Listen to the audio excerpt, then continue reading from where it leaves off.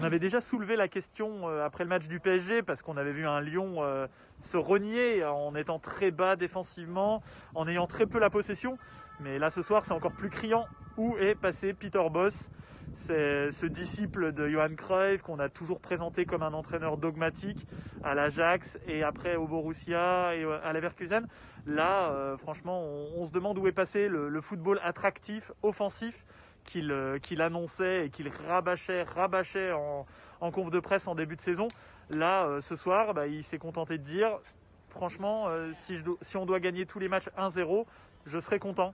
Il a rappelé plusieurs fois qu'il était heureux de ne pas avoir encaissé de but à 3 contre Saint-Etienne. Un Saint-Etienne qui jouait avec Nordin tout seul en pointe ce soir. Et à l'OL, il y avait 3 défenseurs centraux malgré tout. Il y avait 2 latéraux qui n'ont pas vraiment un profil de piston offensif, Enrique et Léo Dubois.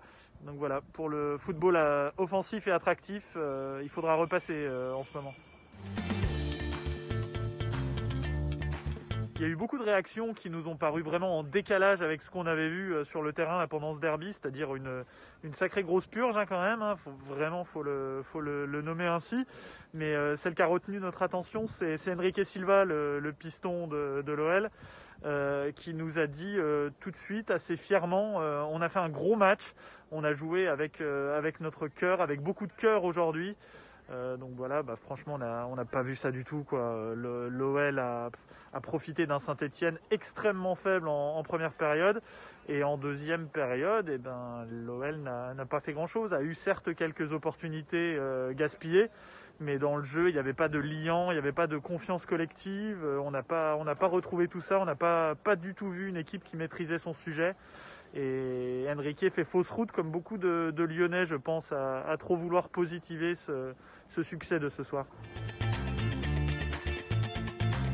Les chiffres qui font mal, il y en a un paquet à Saint-Étienne en ce moment, vu la dynamique, mais celui qu'on a retenu, c'est 7 défaites consécutives en Ligue 1. Il y a un peu de tout, il y a du Claude Puel, il y a du Julien Sablé en intérim, et maintenant du Pascal Duprat. 3 défaites de suite pour l'ancien coach de Toulouse. Tout n'est pas acheté dans son bilan. Contre Lens, il y a un vrai bon match de foot le week-end dernier. Par contre là, la première période, c'est pas possible. Autant de déchets techniques.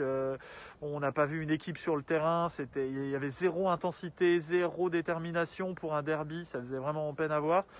C'était une équipe évidemment hyper remaniée avec tous les absents, mais quand même ça sent pas bon du tout pour les Verts. Ils ont eu un discours positif après le match, que ce soit Lucas Gourna ou Paul Bernardoni, mais les faits sont là. L'autre chiffre qu'a sorti Opta, on s'y attendait, c'est qu'aucune équipe après 21 journées qui ne comptait que 12 points ne s'en est sortie à la fin de la saison.